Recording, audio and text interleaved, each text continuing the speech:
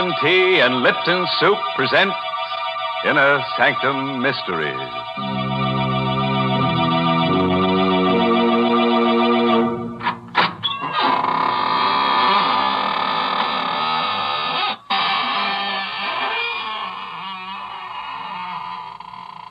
Good evening, friends of the Inner Sanctum. This is your host, welcoming you in through the squeaking door. Come in, see my latest collection of corpses. I've dug up some very interesting pieces, but of course I had to pay a stiff price. This petrified man, for instance, he's over 100 years old. They found him in a forest. That's right, aged in the woods. My goodness, do you expect folks to believe nonsense like that? Oh, but it's true, Mary. Look over here at this artist model. The last time she posed for a sketch, she was drawn and quartered. The artist wanted to paint her with her head in her hands, but he didn't have the nerve to axe her. So he sawed her in half. What an imagination you have. You don't believe me. All right.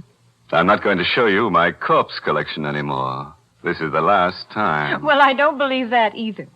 But talking of last times, folks, this is the last time on Inner Sanctum that the Lipton people are offering to send the ladies that special sterling silver medallion. Yes, ladies, this is your last chance to own a really lovely piece of jewelry without spending a lot of money for it. Now, let me describe the medallion to you. It's made of solid sterling silver. It's about 1 inch in diameter. Yes, and it's decorated with the Chinese symbol for good luck. You can wear the medallion as a necklace or a choker. You see, it's hung on a narrow black rayon satin ribbon.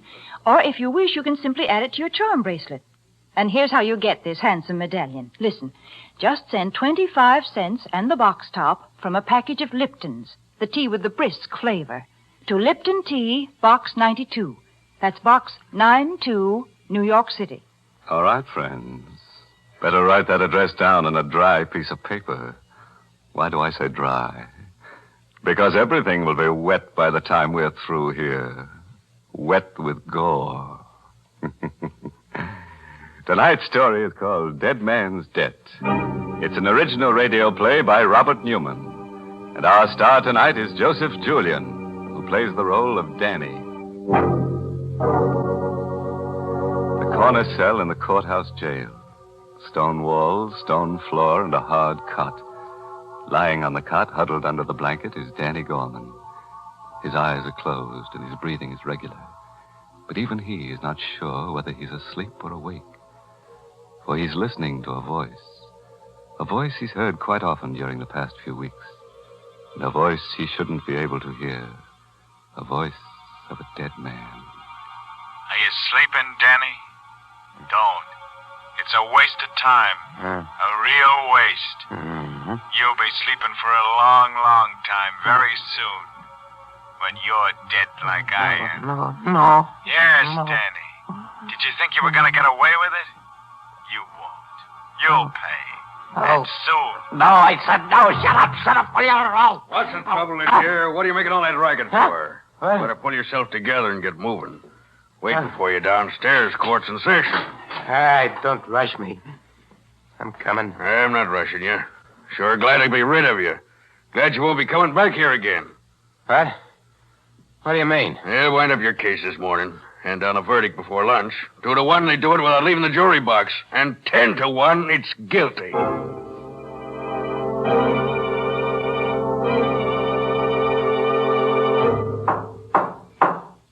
Gentlemen of the jury, have you reached a verdict? We have? Prisoner will rise and face the jury. Go on, Danny. Stand up. What is your verdict? Not guilty. Right? You mean? What a riot. I should have taken him up on it. 10 to 1 he wanted to give me that you were going to send me up. But I knew it. I knew you would. Order, Mr. Russell. Will you quiet your client? I apologize, Your Honor, but as you can imagine, he's been under considerable strain. Take it easy, Danny. Danny. Oh, Danny. Oh, Gail, hiya, baby. I knew it too, Danny. I knew they'd let you go. They had to.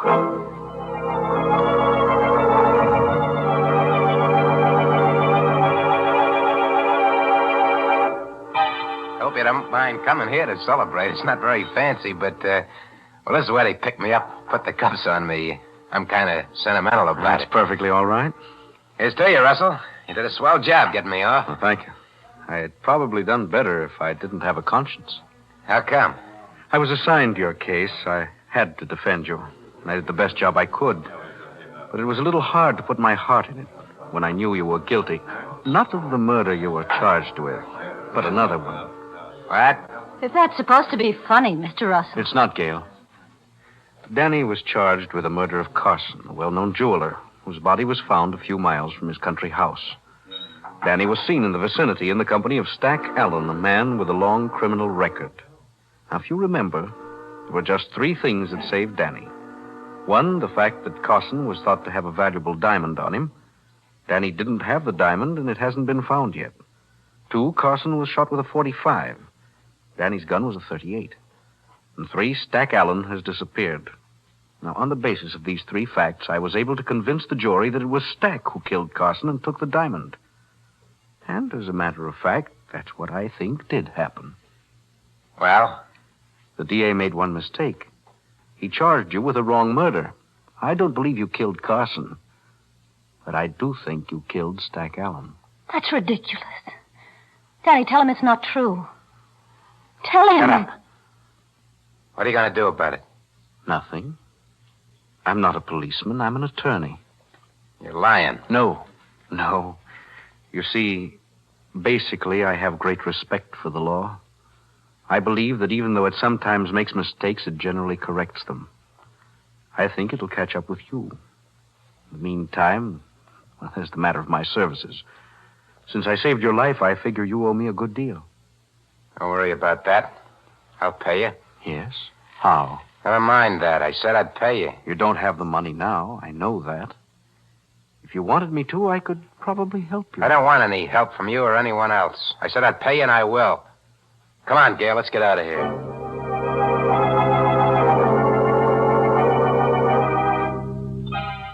you sleeping again, Danny? That's a mistake. A waste of time.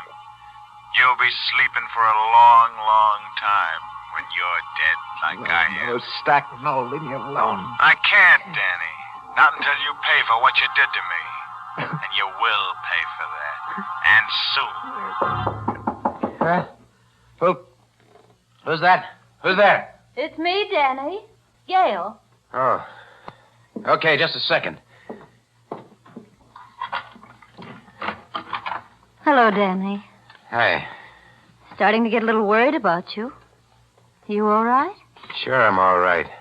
What is there to worry about? Well, it's been a week since I saw you. I've been hearing things. That you were hanging around with the old gang again. With Frankie. So what? You mean it's true? Danny, you shouldn't. You know what almost happened, what would have happened if it hadn't been for Mr. Russell. Russell. You wouldn't be here now if it wasn't for him. Danny, you said you were going straight, and instead, he wanted to help you, remember? How are you, Danny? Russell, what are you doing here? Look, if you're worried about your dough, I told you I'd pay you. I never said anything about money, Danny. And I'm not worried about being paid. I'm a firm believer in balancing accounts. We pay for everything we do. What are you driving at? You killed Stack Allen for the diamond you took from Carson. But you never got the diamond. Suppose I help you find it. What?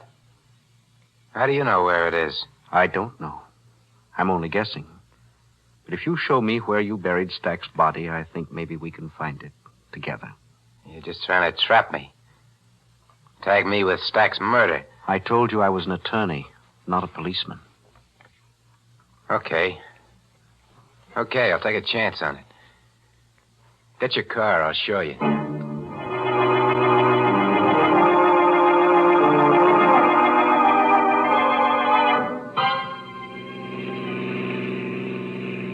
Go easy now.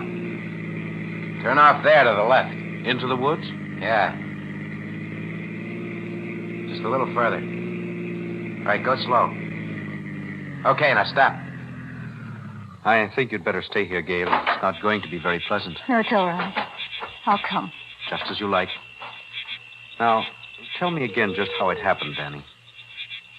Well, we drove down here after we knocked Carson off to decide just what we're going to do. I had a feeling Stack was going to plug me so he wouldn't have to split with me, and I decided to beat him to it. He went over there. He sat down on that log, and he was playing with his ear the way he used to, pulling on it. I let him have it. I searched him, but I couldn't find the diamond. What did you do with the body? I dug a deep hole right there. I dumped him in it, and I piled wood on it, and then built a fire. And after it burned down, I covered it up. Okay. Let's get the shovels out of the car and start digging.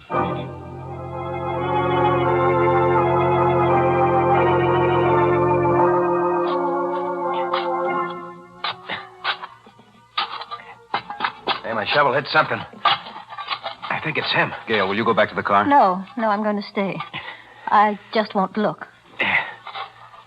There he is.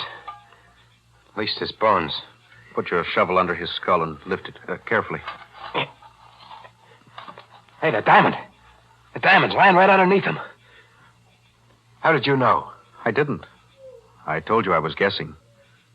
You saw him take it from Carson, knew he had it with him, but you couldn't find it when you searched him. You mentioned that when he was thinking, he had a way of playing with his ear. His ear, of course. That was it. He hid it in his ear. Maybe he figured I was going to stick him up with something. Maybe. Anyway, I got it now. We're rich, you hear, Gail? We're rich.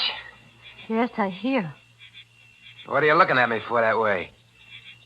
Danny, I loved you for a long time. Even when I knew there were things wrong with you. I stuck with you through the trial because I thought you were innocent.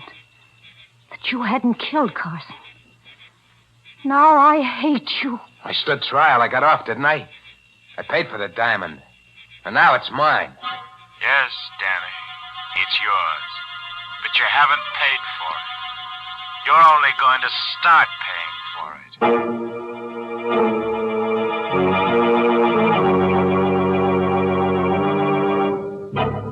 There's our friend, Mr. Bones, again. You know, I don't mind his talking from the grave, but I wish he'd stop heckling Danny and not sound so much like a bill collector. After all, he didn't do so badly. He not only got buried, he got cremated, too. Yes, he paid the penalty for his crime. Yeah. But what right has he got to be so moral after he's dead? And so vain, too. Wearing a diamond in his ear. Next thing you know, we'll see a skeleton walking around wearing a Lipton sterling silver medallion. That will never happen, I assure you. Is that so? Well, let me tell you about a skeleton who could fly. Now, stop. That's enough. You let me tell you about a real flyer, an American pilot, whose life was saved by the original of that sterling silver medallion that the Lipton people are offering to the ladies. Now, listen, folks, because this is a true story. It seems that a year or so ago, an American flyer had to bail out over enemy territory. Fortunately, he was rescued by Chinese guerrillas, and they gave him a medallion with Chinese letters on it. They said that this medallion would bring him safely through the lines. Well, he did get through, and only then did he learn that the letters meant good luck in Chinese. Now, there's a story to tell your friends when they're admiring your sterling silver medallion on its narrow black rayon satin ribbon. And to get this Chinese good luck charm, just like the one the flyer carried, all you have to do is send 25 cents and the box top from a package of Lipton's, the tea with the brisk flavor, to Lipton Tea, Box 92. That's Box 92, New York City. And now, friends, back to the story of Danny Gorman, who was tried for the wrong murder and who's found, so far at least, that crime does pay, and very nicely, too. It's about an hour later now, and a car with 3 very silent people in it has just reached the outskirts of the town.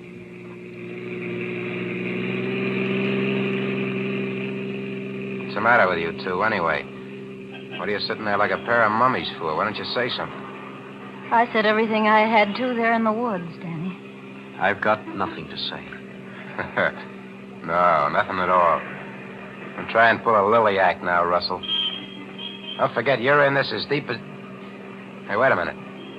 Stop right here. Yeah, that's right, in front of that hock shop. Where are you going? Inside to see a friend. Might just as well get the dough to pay you off right now. and I won't have to listen to any more of your double talk. Hello, Finney. Well, Danny. Haven't seen you in a long time. And I didn't think I'd ever be seeing you again. How come? Yeah, I thought that anybody who'd just beaten a murder rap would have sense enough to keep in the clear. Not get mixed up with anything hot. Or is this a social visit? Not exactly. Take a look at this. It's a very nice diamond. Very nice indeed. What's it worth? Well, you really want to know what it's worth? You want to know what I'll give you for it? What's the difference? A great deal. It's worth, let me take another look at it. Yes, it's worth $10,000, maybe $12,000. I'll give you $2,000 for it. What? Why, you old... What's the idea? It's very simple, Danny.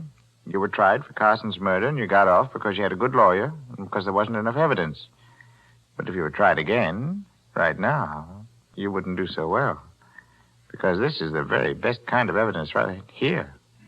You see, I happen to know that this is Carson's diamond. Yeah? Yes, Danny. That means that you wouldn't dare take it to anybody else. It wouldn't be wise for you even to take it out of this shop. And that's why it's very generous of me to offer you $1,500 for it. $1,500? But you just said... Okay, Finney. Take the diamond, give me the dough. That's very sensible of you, Danny. Come back tomorrow about the same time. Nothing doing. I'm taking a powder out of town. I want the dough right now. All right, Danny. Wait out there, and I'll get it for you.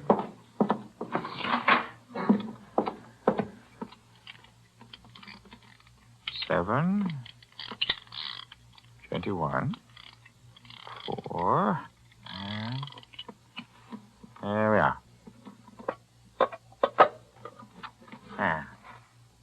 Let's see. Oh. Sorry it had to be a knife, Finney. Danny, you... Damn. Couldn't take a chance with a gun, not with my friends outside. Shouldn't have driven such a hard bargain. Because now I'm not only going to take the diamond back, I'm going to take every cent you got in the safe. After all, it won't do you any good anymore.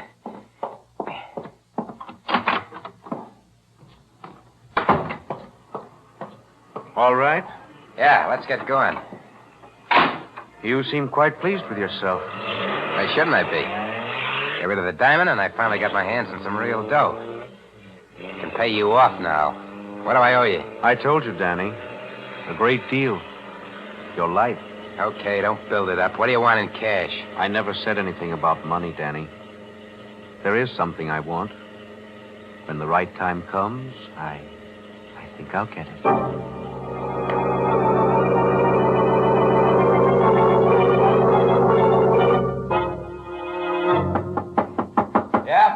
Who is it? Me, Danny. Frankie. Oh, just a second.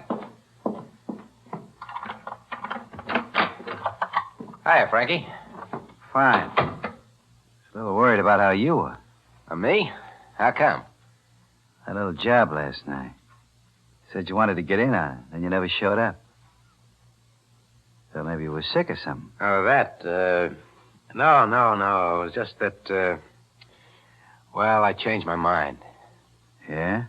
Yeah, I kind of thought it over. I decided, I better stay in the clear. Go straight from now on. That's smart, Danny. Real smart. Yeah, I think so. How'd it go? Smooth as silk. We ended up with stuff worth, 3 or 4 G's anyway. Yeah, swell. Yeah.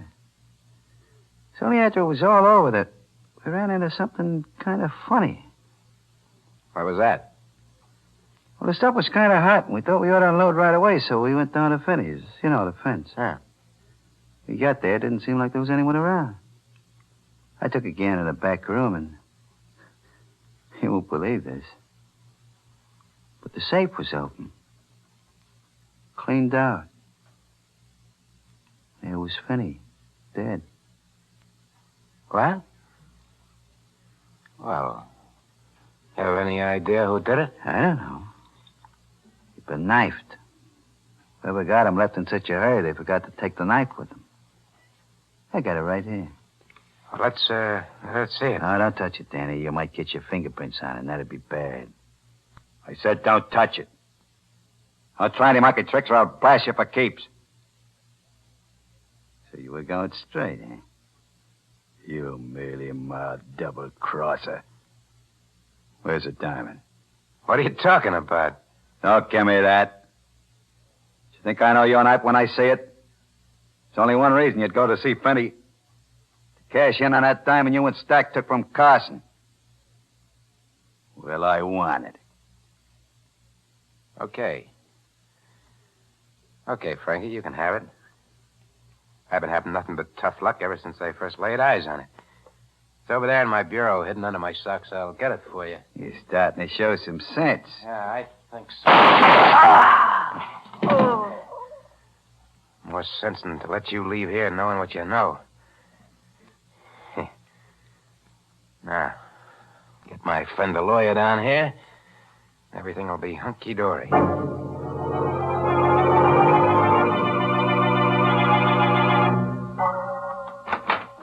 God, you sure got down here fast, Russell. Hey, what's the idea? Bringing Gail with me? I thought she might be interested in anything you might have to say to me. You said something about another case? Yeah. Look over there, in the corner. Oh. Frankie. Frankie Ring. And he's dead. You killed him? Yeah. It was self-defense. So he came down here to get me to go out on a job with him. I told him I wouldn't, that I was going straight, and he pulled a gun. There it is in his hand. See? I got my own rod from the bureau, and, well, that was that. Sound okay? Fine. You know, it ain't going to be easy, I know. Me coming up for a second murder rap. But you can get me off. I got plenty of dough this time. I can really pay. The thing is, what do we do first? We don't do anything, Danny. There are a lot of things you can do. But my suggestion is that you call the police. Give yourself up. What? You mean you're not going to take this case? No, Danny. Why not? You fronted for me the last time. Yes, Danny, and I told you why. I was assigned the case, couldn't turn it down. Besides, you were being tried for the wrong murder. But this time it won't be the wrong murder. It'll be the right one. This is the one I said was finally going to catch up with you. I see. Is your car downstairs by any chance? Yes, why? I'm starting to feel a little restless. Let's go places. Go ahead, march. Danny, what are you going to do? Are you kidding? You know about Stack and about Freddie. Somehow I don't think I'd sleep so good knowing that you knew. Besides that, there's one more you don't know about, Finney. I got him yesterday while you were waiting in the car. After your first three, they start to come easy, even dames. We're going to take a little ride together. But I got a feeling we're not all of us coming back.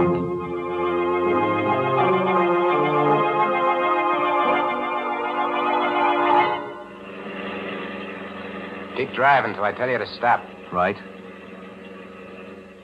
You're taking this awful quiet, the two of you. Maybe you don't think I'm going to go through with it. Oh, I think you intend to, all right. Whether you will or not is another story. So is the reason I'm taking it this way. Maybe this is as good a time as any to tell you a few things. Why I took your case in the first place. Well? It was because of Carson. He was my father's best friend. Kind of a second father. It was he who put me through law school. When he was murdered, I made up my mind to get to the bottom of it, find out who killed him.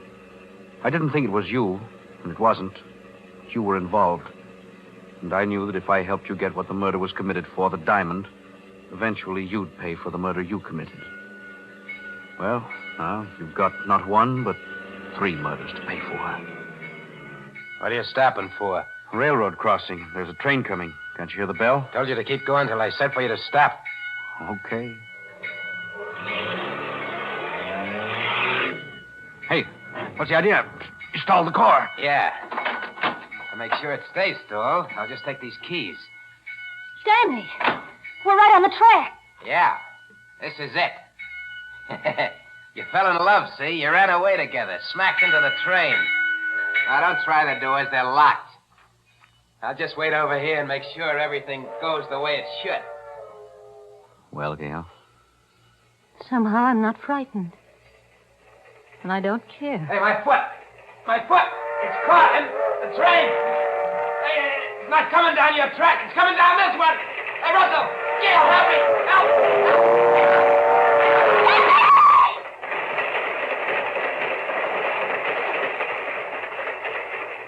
Danny. Yes. He was on the wrong track. Then he'd been on the wrong track for a long time. John, what was it you said before about why you took the case? Was it true? Yes. But you always talked about payment, about something you wanted. I wanted justice. And I also wanted something else. Someone Danny had at first and then lost. Someone he didn't deserve. John. Yes, Jest. That's right. You.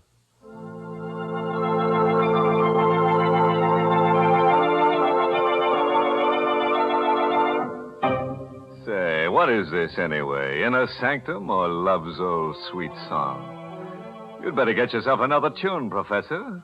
Or I'd better get myself another program to haunt. That's right. One more sappy ending like that, and they can get themselves another host. Why, what was the matter with that ending? I thought it was the nicest one we've had this year. I thought it was sweet the way those two people discovered they loved each other. Listen, Mary, there's only one kind of sweet stuff that goes on this program, and that's sweet essence of cyanide. Oh, good gracious. This is the last show of the season. Can't you be human just this once? All right, Mary, I'll tell you what I'll do. When Gail and that lawyer get married, I'll send her a Lipton sterling silver medallion for a wedding present. Well, they'll have to get married real soon then, because this is the last time on Inner Sanctum that the Lipton people are offering to send that special medallion. Yes, ladies, this is your last chance to get a solid sterling silver medallion hung on a narrow black rayon satin ribbon. A lovely piece of jewelry to wear with your simple silk dresses and with your dressy suits as well. So you'd better send for your medallion tonight. Just send 25 cents and the box top from a package of Liptons, the tea with the brisk flavor, to Lipton Tea, Box 92, New York City.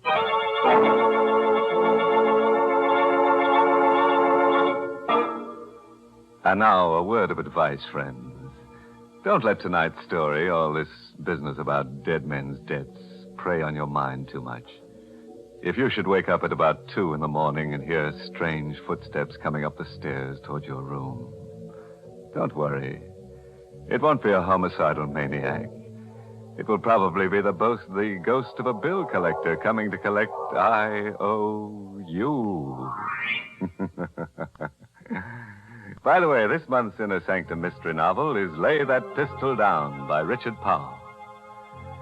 Well, now it's time to close up shop until the end of August.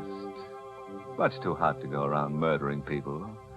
And down at the morgue, everybody's planning to stay on ice for the summer. So we'll be back to haunt you on Tuesday, August 28th, with more Inner Sanctum stories directed by Hyman Brown. Better have that date tattooed on your chest. Tuesday, August 28th. Until then, remember to serve Lipton, the tea with a brisk flavor, iced as your summertime beverage. And be sure to serve Lipton's noodle soup as the one hot dish with a cold meal. And now it's time to close the squeaking door. So, good night. Pleasant dreams.